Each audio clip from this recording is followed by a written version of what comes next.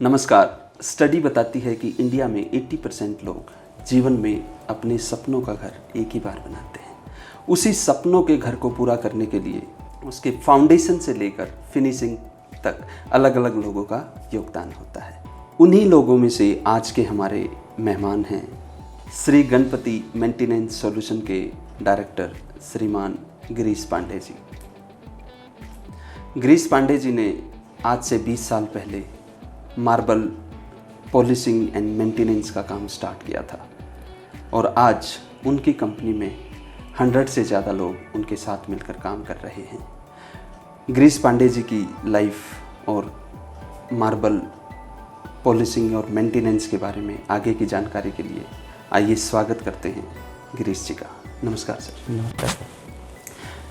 गिरीश जी, ये building construction product and material industry में आपका कैसे आना हुआ? संदीप जी, मैं देवभूमि उत्तराखंड से बिलोंग करता हूँ। हल्द्वानी एक छोटा सा शहर है। वहाँ से पढ़ाई पूरी करने के बाद मैं दिल्ली आया कि हर आदमी का एक सपना होता है कि दिल्ली, क्योंकि उस टाइम पर हल्द्वानी जो है इतना डेवलप नहीं था, और दिल्ली आकर के जॉब की तलाश की, जॉब मिली, जॉब के साथ साथ काम शुरू किया, फिर लोगों से मिले, काफ़ी चीज़ें देखी। तो उसके बाद अचानक हमारे को, जैसे कि मैंने कहा था कि देवभूमि उत्तराखंड से हैं और भगवान के प्रति जो हमारी आस्था है वो बहुत ज़बरदस्त है, और ईश्वर कभी भी किसी आदमी को, मेहनत करने वाले इंसान को आगे बढ़ने का मौका भी देता है और उसको सहयोग भी करता है। तो ऐसे ही उस टाइम पर की बात है जब हम लोगों ने इस इंडस्ट्री में आए थे, तो अक्षरधाम मंदिर का निर्माण चल रहा था दिल्ली में। हालांकि उस समय हमने इंडिपेंडेंट काम नहीं किया, किसी के साथ एसोसिएट होकर काम किया था, लेकिन पहली मशीन जो ख़रीदी थी वो अक्षरधाम मंदिर के नाम पे ख़रीदी थी, और वहीं से हमने उस मशीन को फ्री किया था। और उसके बाद हमारी जॉब भी चलती रही, और जॉब के साथ साथ हमने इस काम को धीरे धीरे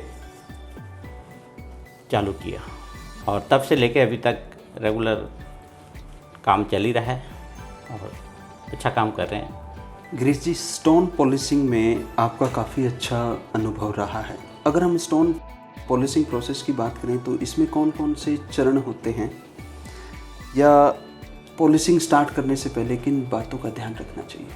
संदीप जी, सबसे पहले हमारे को स्टोन को समझना होगा।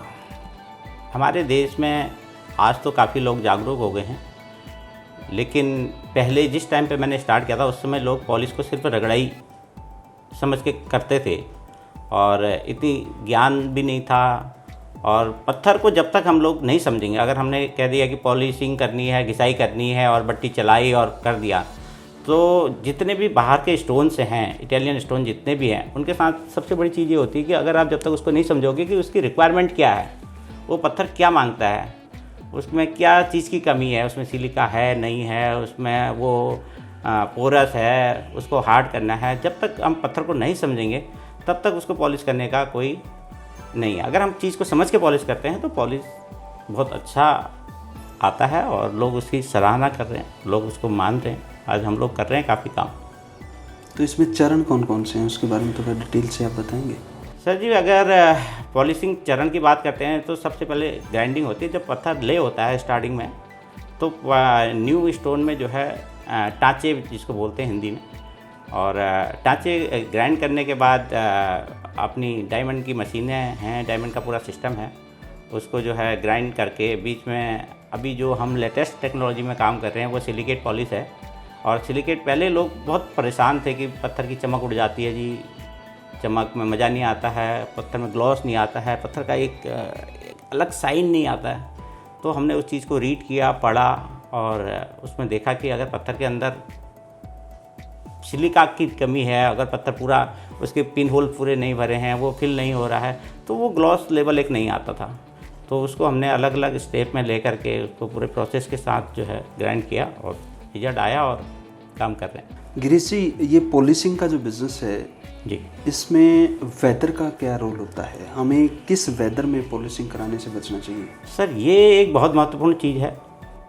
नॉर्मली लोग कहते हैं कि यार मैंने पत्थर लगा दिया तो घिसाई कर दे, और घिसाई वाले की बेसिकली बात ही नहीं सुनते थे। मशीन चला, घिसाई कर, पॉलिश करो तो चला जा, समझते नहीं थे, क्योंकि पत्थर इतना डेवलप नहीं था, पत्थर को लोग जानते नहीं थे। क्योंकि इंडियन पत्थर के साथ तो आपने रगड़ाई कर दी और पॉलिश कर दिया और चला वो चमक जाता था, क्योंकि उसमें इतना ज़्यादा कुछ होता नहीं था। जितने भी इटालियन स्टोन है, एक्सपेंसिव स्टोन है पूरे, उनको समझना बहुत ज़रूरी है।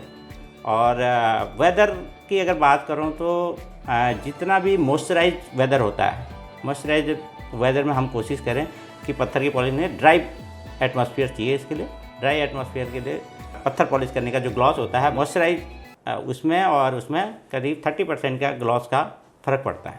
आपके बिजनेस में एडेसिव और केमिकल्स का काफ़ी बड़ा रोल है जी। तो आज आप किस कंपनी के एडेसिव और केमिकल रोल यूज करते हैं?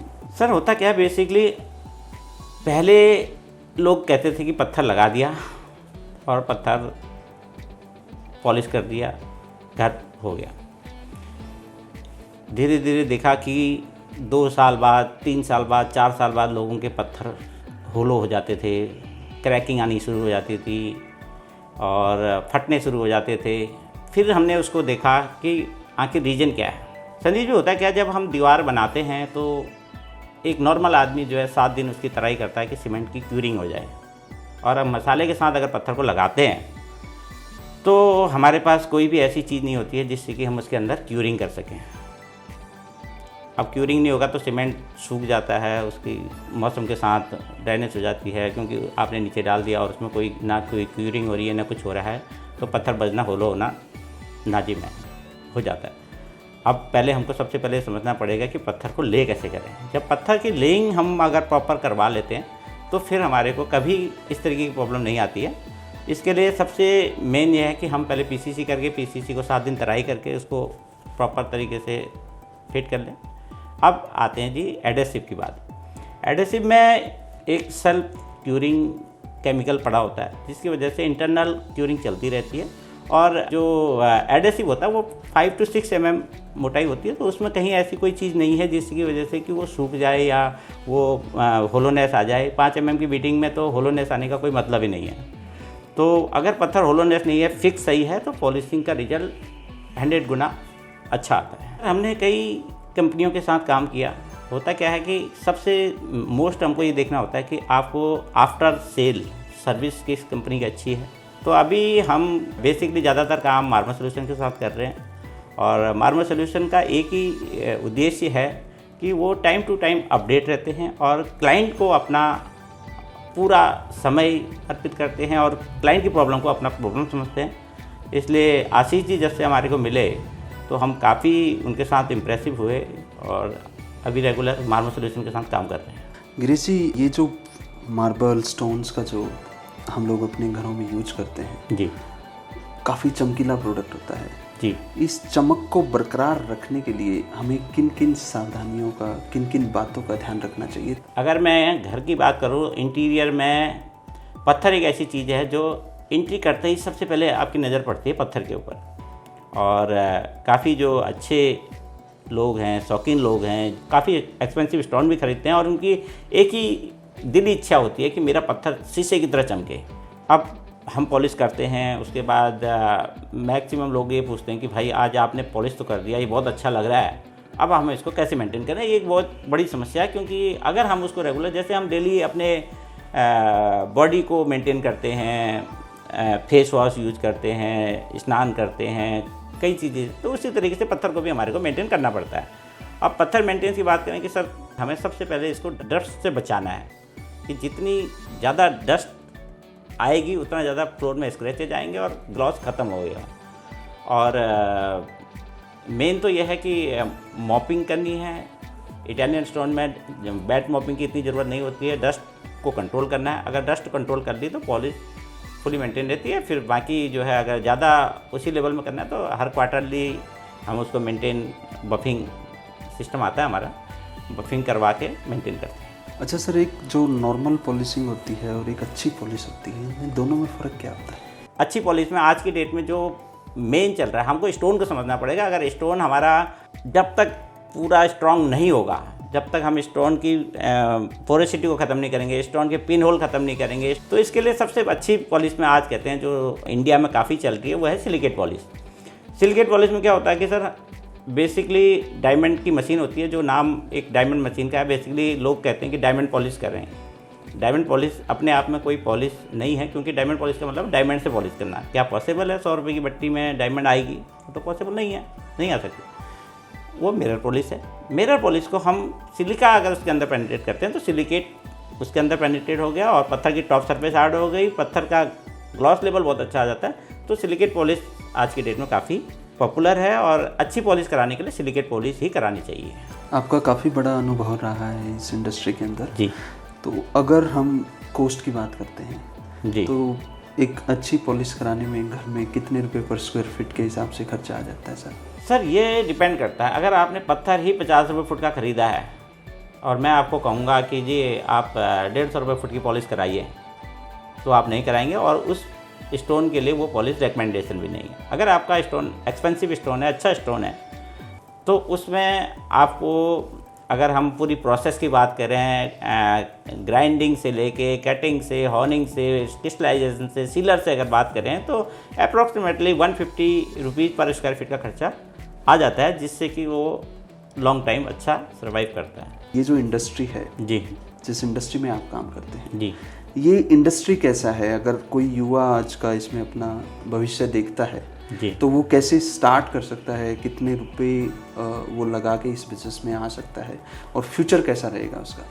देखो संदीप जी, जो आज का कॉन्सेप्ट है, जो आज लोग काम कर रहे हैं, आर्किटेक्चर बड़े बड़े इस पे काम कर रहे हैं, लोग बंगलोज बना रहे हैं, कोठियाँ बना रहे हैं, मॉल्स बना रहे हैं। आने वाले टाइम में फ्यूचर इसका बहुत अच्छा है और मेरी तो हर युवा से ये सलाह है कि पहले काम सीखें, पहले उसको समझें कि हम करना क्या चाह रहे हैं। आजकल नॉर्मली क्या होता है, आदमी 6 महीने काम कर लेता है किसी भी कंपनी के पास और जाके खड़ा हो जाता है, जी मैं मशीन ले आया और आप मुझे काम दे दीजिए, मैं काम कर देता।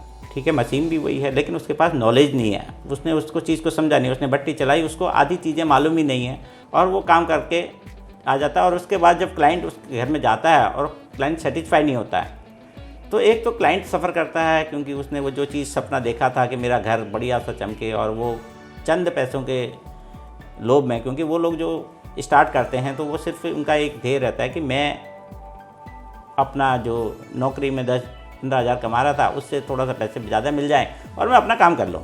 और वो उतनी नॉलेज ना होने की वजह से कहीं ना कहीं वो उनका जो बेचारे इतना सपना लेकर के घर बनाते हैं, उनका घर का सपना पूरा नहीं हो पाता, फिर उनको दोबारा रीग्राइंडिंग करके पॉलिश कराना पड़ता है। ऐसे केस मेरे साथ बहुत सारे आते हैं और हम लोग करते हैं उसको। बट अगर युवा के लिए यही प्रेरणा है कि पहले काम सीखिए, नॉलेज ग्रहण कीजिए, उसके बाद स्टार्ट कीजिए, देन सेट, कोई दिक्कत नहीं है, कोई अच्छा काम है। इंडस्ट्री आगे बूम कर रही है, काफ़ी लोग इंटरेस्टेड हैं। आज की डेट में अगर बात करें तो काफ़ी हाई राइज प्रोजेक्ट तैयार हो रहे हैं। धन्यवाद गिरीश जी, बहुत बढ़िया सेशन रहा। Thank you so much.